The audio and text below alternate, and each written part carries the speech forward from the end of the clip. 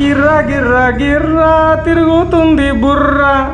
ఇండ్లల్లా current, లైట్లు, ఫ్యాన్లు, tube లైట్లు అవసరం ఉంటే వాడుకుంటాం, లేకపోతే లేదు. కానీ గీడ చూస్తే గట్ల ఏం లేదు. దసరా సెలవులు ఇచ్చి సుమారు 5-6 రోజులు అవుతుంది.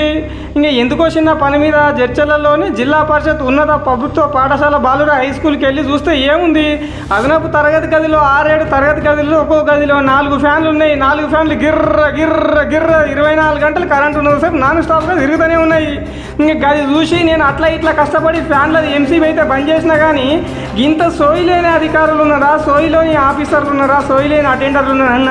ఏం సార్ వాళ్ళు మీ ఇళ్ళల్లో కూడా గిట్లాగే ఎక్కడన్నా పండుగలకు పబ్బాలకు ఊర్లో పొట్టు పోతే గిట్లే 24 గంటలు లేచి పెడతారా అని మేము ప్రశ్నిస్తున్నాము.